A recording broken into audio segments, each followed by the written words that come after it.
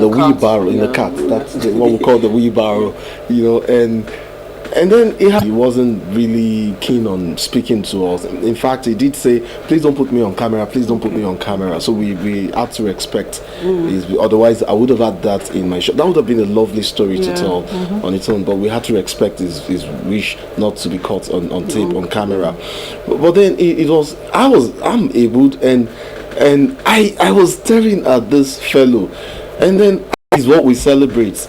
This is the process. This is Nigerians taking ownership of this process, being involved to that level. And of course there were other physically challenged persons that we also came across. We saw those who came to vote, cast their votes. They had their crushes and all of that, all across, not just in Apo. I met them in Meitama, in Papi, in their hall, just to be part of this process. How did you feel seeing all this about you not being able to actually vote for your work? So you are part of the process, you are working, you're covering and all that, but you're not actually voting. In a way, I think I participated in some way. In some way, I think I participated. Not actually being able. I would have loved to vote. Yes, I would have loved. Yes, vote. of course, I would have loved to vote, but I didn't have the opportunity to. I wish I had.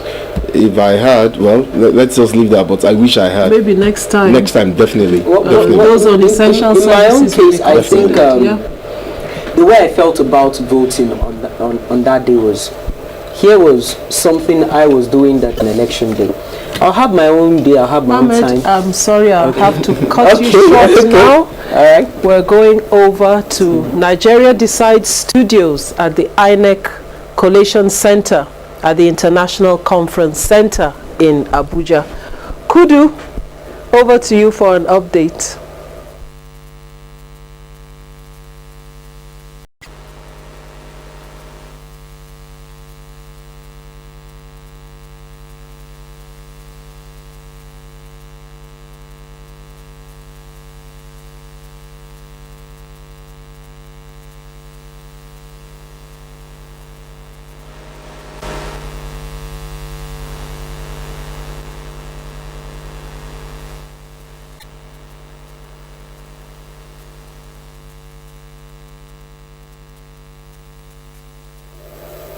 We do apologize for the loss of audio, and we go back to our discussion. Ahmed, I cut you short.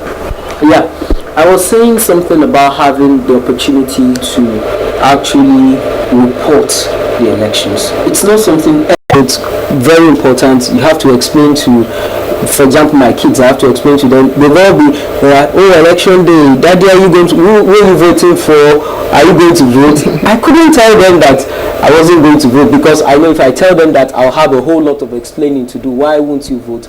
But then I said, I'm looking forward to it. So it's something that you feel you want to do, but the job comes first, and the demand that you have to tell, it's a rare privilege we have, having to be the voice for all of those people out there, like the disabled person you talked about now, like the elderly man, like the women, even the INEC